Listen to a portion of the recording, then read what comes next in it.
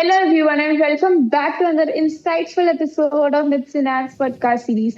I'm your host, Hetvi Shah, and today we're diving deep into a topic that continues to shape the landscape of cardiovascular care, which is coronary artery bypass grafting or CABG. Despite the decade of use, CABG remains the gold standard for managing complex coronary diseases.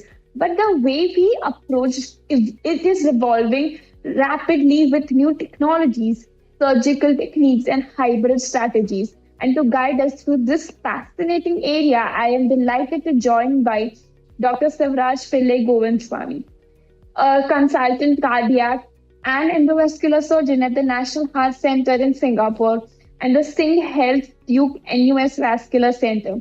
Dr. Sivaraj's expertise spans a full spectrum of adult cardiac surgery from CABG and valvular procedures to advanced aortic and endovascular interventions. He trained at some of the world's leading centers, including a fellowship in aortic surgery at Liverpool Heart and Chest Hospital, and is also an active educator shaping the generations of surgeons. So, Doctor, it is such a pleasure to have you with us today, and welcome to the show. Thank you.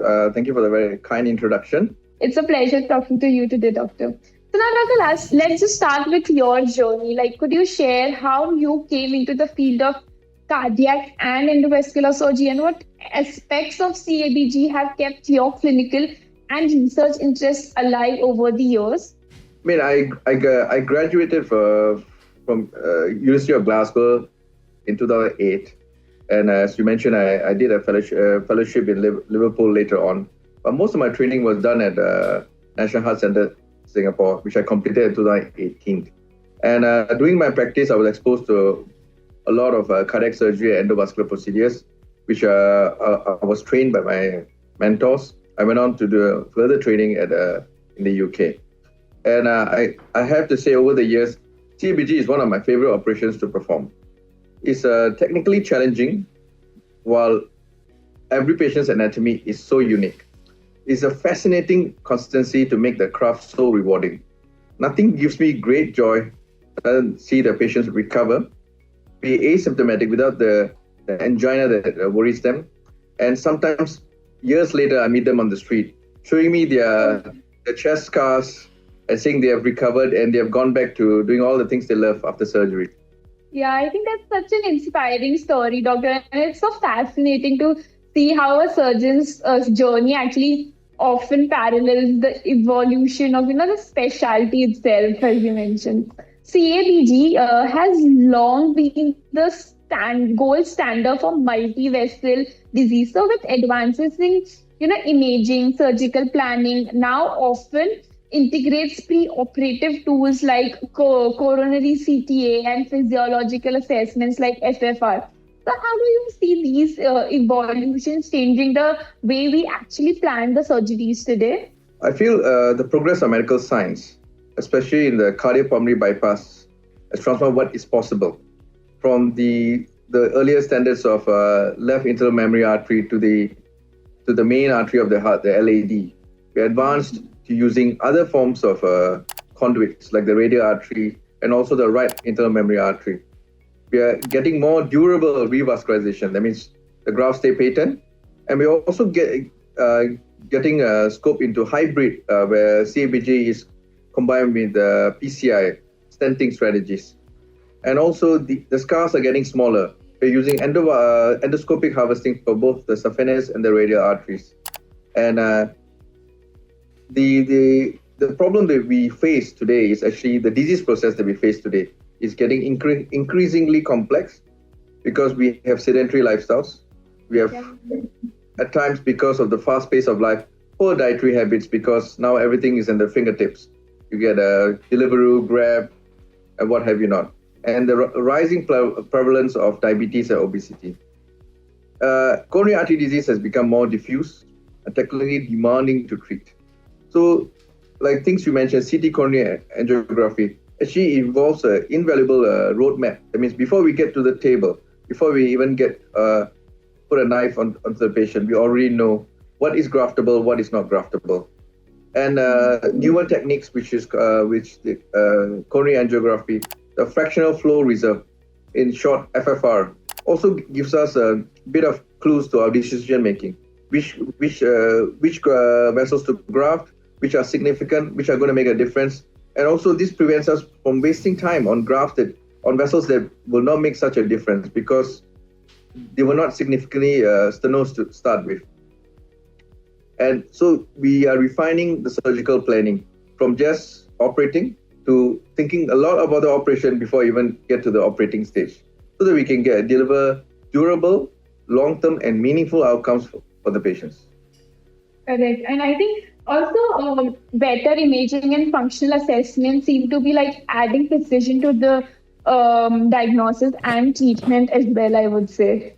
Yeah, so the functional assessment is very important in terms of assessing the outcomes for the patient.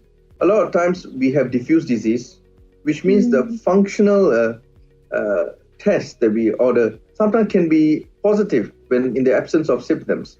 So what do we do then? We have to assess the patient, as we have to go back to basics.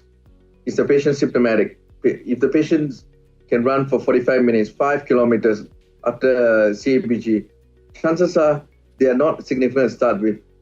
So we got to marry the patient to the investigation, not the investigations to the patient. Absolutely. So now, Doctor, coming to the next question. So one of the ongoing debates in CABG is around, conduit choice. So internal mammary grafts remain the benchmark. So, but there's always, discussion about total arterial versus mixed conduit.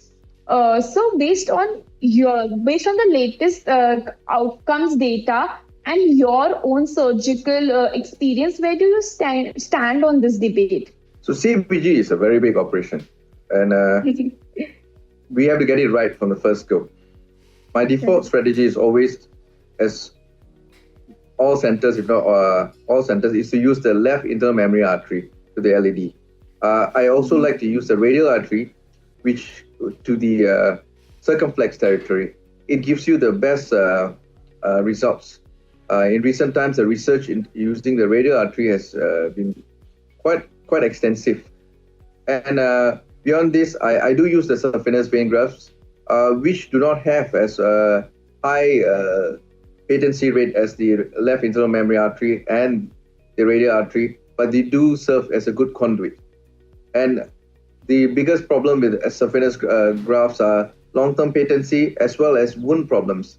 So with advancement with endoscopic techniques to take out the saphenous vein grafts, I think it's improving wound healing and patient recovery. Because a lot of times when especially the leg wounds, if they're not healed well enough, patients can't do the rehab that they need. Correct. In terms of using the bilateral internal mammary artery, there are excellent results.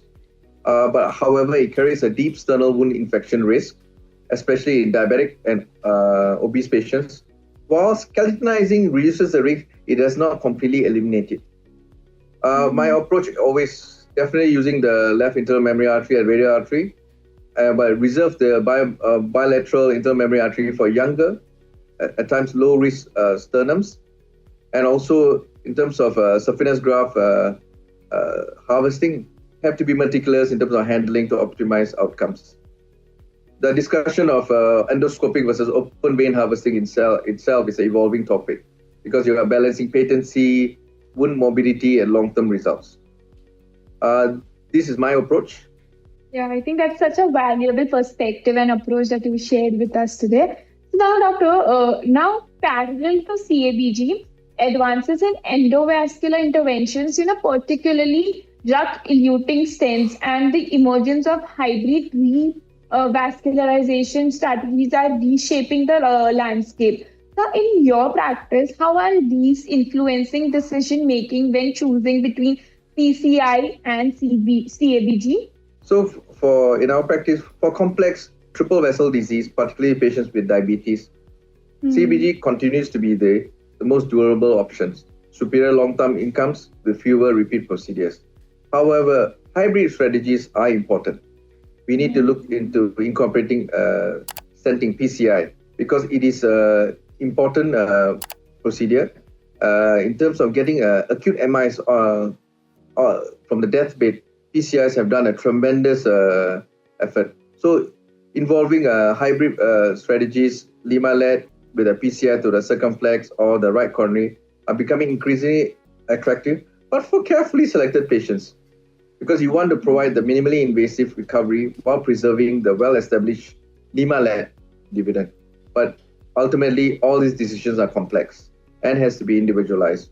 We need to take into account the coronary anatomy, the overall disease burden, the presence of diabetes, patient frailty, and most importantly, it's the patient that endures all this. If the patient is not committed, it's a bit difficult to get them through. And there's no straight answer to this question, but CABG and PCI, they have their uses and they also have their demerits. You got to use them wisely in careful selection. Yes. I think it actually means that you really need to be very careful. And I think, as you also mentioned, that hybrid solutions is something that every patient-tailored hybrid solutions is something that we all should look upon. So now, doctor, another area of interest is off-pump CABG. So its adoption has varied worldwide. So from your perspective, what are the most important factors when deciding between off-pump and on-pump surgery? I generally prefer the on-pump approach for diffuse disease, especially because achieving complete revascularization is critical. Sometimes coronary anatomy is not as straightforward.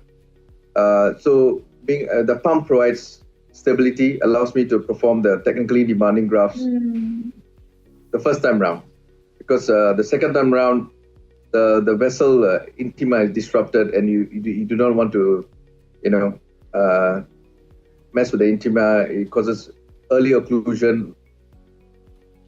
But off-pump CABG is important because in patients with porcelain aorta, high stroke risk, and severe lung disease, these are important strategies to get the patient through. So my guiding principle is always simple. The patient must suit the technique. Yeah, I think that's an important clarification also from your end. So now, doctor, finally, looking ahead, what are some key innovations or research directions in CABG that excite you the most? And do you think we are on the verge of paradigm shift in the way coronary revascularization is approached? Interesting question. Without talking about AI, we can't talk about the future because AI is in everything now. So AI has the potential to transform the CABG planning. High resolution CT coronary angiography. We have an issue with coronary anatomy. Sometimes it's not so obvious when we open up on the visible on the heart.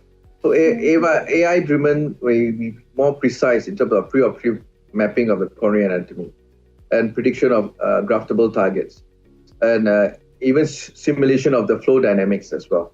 So it helps us tailor the strategies more accurately to each patient, because being on the pump for some patients is sometimes any time is too long.